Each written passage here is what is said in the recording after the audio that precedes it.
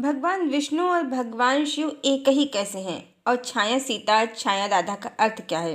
Hello friends, Vishnu पुराण में भगवान विष्णु की महिमा है, शिव पुराण में भगवान शिव की महिमा है। दोनों पुराण कहते हैं कि हरि और हर में जरा भी भेद नहीं है, पर शिव पुराण के अनुसार भगवान शिव ही परम भगवान हैं और विष्णु पुराण के अनुसार भगवान विष्णु परम भगवान हैं।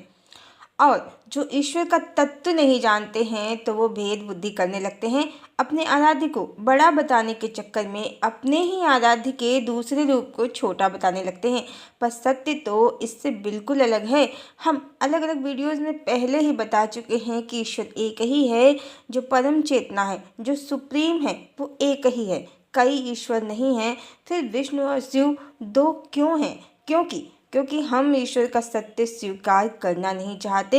हम पौराणिक कहानियों में उलझ गए हैं। जो ईश्वर नाम रूप गुण स्थान आकार किसी में भी सीमित नहीं है, उन्हें एक पर्टिकुलर रूप नाम देकर बस उसी को परम सत्य मान लेना चाहते हैं और इसके लिए उसी ईश्वर के अपने ही आराध्य के दूसरे स्वरूप को हम छोटा समझने लगते हैं और कई ईश्वर की कल्पना कर लेते हैं। आइए जानते हैं कि शिव और विष्णु और ब्रह्मा भी तीनों एक ही हैं। कैसे? यदि आप आदि शंकराचार्य की रचित त्रिपुर सुंदरी स्तोत्र को पढ़ते हैं तो स्तोत्र के प्रारंभ में जो वर्णन किया है उन्होंने परम चेतना का, तो यही बताया है कि ईश्वर कौन है, स्त्री या पुरुष, ये कोई नहीं जानता।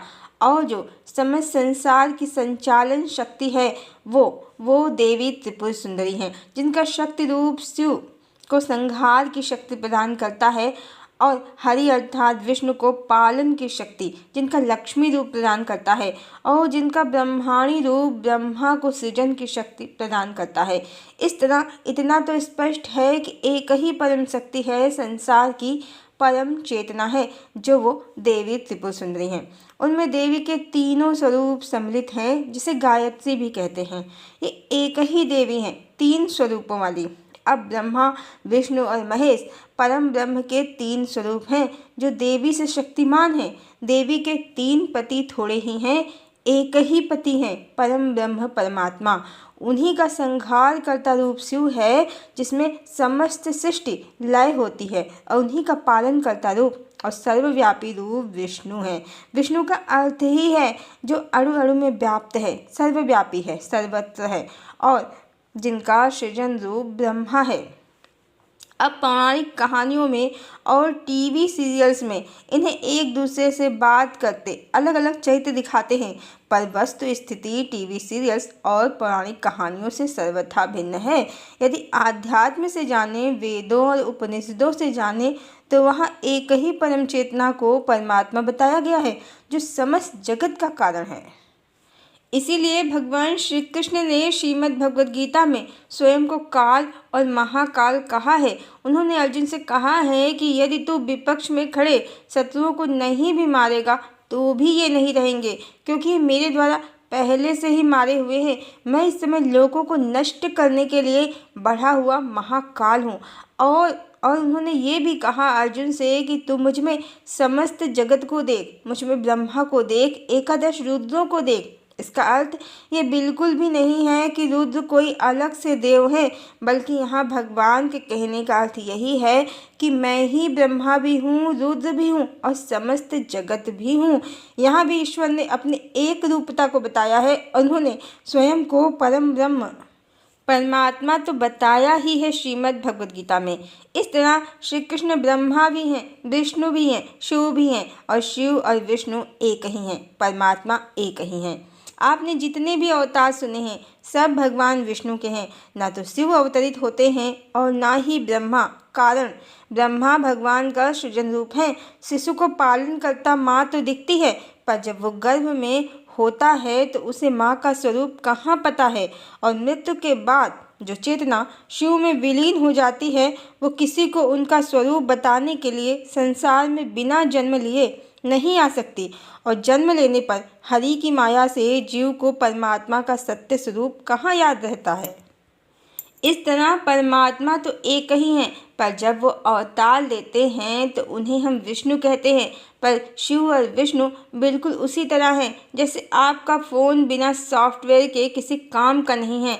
इसी तरह परमात्मा भी स्वयं की योग माया को अपने अधीन करके एक शरीर धारण कर लेते हैं और हम उन्हें परमात्मा का, भगवान विष्णु का अवतार कहते हैं। जो ईश्वर की एनर्जी है वो हमसे कांटेक्ट करने के लिए जब शरीर धारण कर लेती है, धरा पर अवतरित हो जाती है, तो हम कहते हैं कि भगवान विष्णु अवतरित हो गए हैं।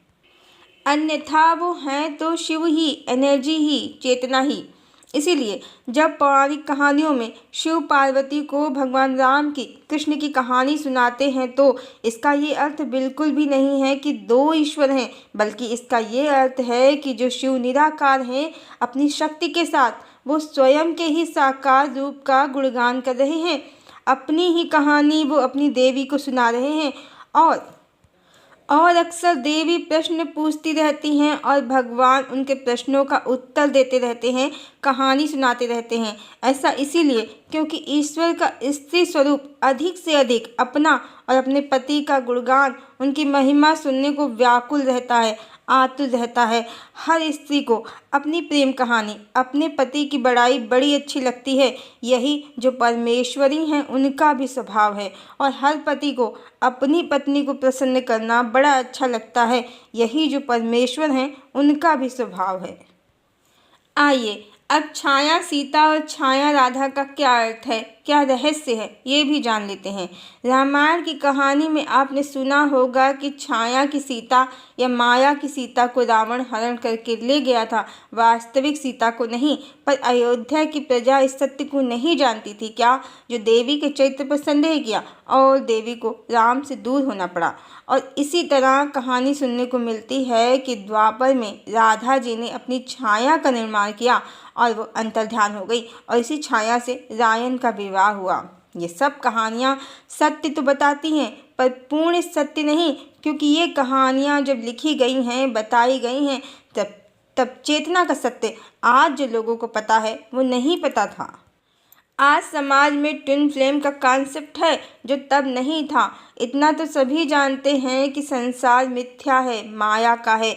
माया अर्थात जो है ही नहीं, अर्थात हम सब मात्र ईश्वर के स्वप्न कहीं या संकल्प के अंतर्गत हैं और सभी जीवात्माएं ईश्वर का पूर्ण प्रतिबिंब हैं।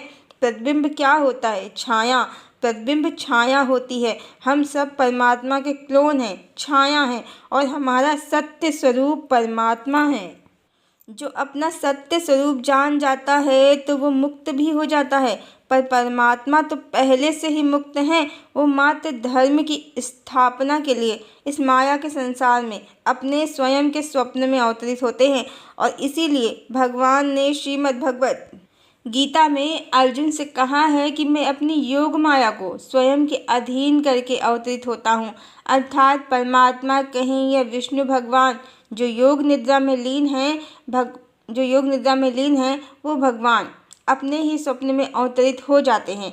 भगवान की निद्रा न तो साधारण है न उनका स्वप्न, उनकी निद्रा योग निद्रा है और स्वप्न में अनंत ब्रह्मांड स्थित हैं और अपने स्वप्न में भगवान अपनी योग माया को स्वयं के अधीन करके शरीर धारण करते हैं। इस तरह भगवान मात्र स्वप्न में जो अवतरित होते हैं उन्होंने स्वयं की छाया बनाई है स्वप्न में। वास्तव में तो वो योग निद्रा में हैं, स्वप्न में मात्र उनकी छाया है। इस तरह त्रेता में रावण ने जिसका हरण किया वो मात्र आदि शक्ति की छाया है और द्वापर में रायन ने जिससे विवाह किया वो भी मात्र आदि शक्ति की छाया है। जो आदि शक्ति स्वप्न के बाहर हैं तो वो मात्र परम ब्रह्म परमात्मा की पत्नी हैं, उन्हें कोई अन्य नहीं प्राप्त कर सकता। इसी तरह माया के संसार में श्री कृष्ण अवतार में हजारों स्त्रियां भगवान की पत्नी बन जाती हैं, पर माया से परे जो चेतना का संसार है, परमात्मा का लोक है, वहाँ तो मात्र एक ही चेतना है, आदि शक्ति से संयुक्त परम ब्रह्म परमात्मा, जो मात्र आदि शक्ति के पति हैं। क्योंकि संसार में जितनी भी जीवात्माएं हैं सब परमात्मा का प्रतिबिंब हैं, पर उनसे भिन्न चेतना बिल्कुल भी नहीं है। मूल में तो एक ही चेतना है, परमात्मा की। इसीलिए भगवान कहते हैं कि एको अहम द्वितीयो नास्ति, अर्थात एक मेरे अतिरिक्त दूसरा कोई नहीं है, क्योंकि देवी भी परमात्मा में ही स्थित हैं। दोनों सदा एकत्व में हैं। यही परमात्मा का पूर्ण काम रूप है, ओंकार स्वरूप है, सच्चिदानंद स्वरूप है। हरि ओम।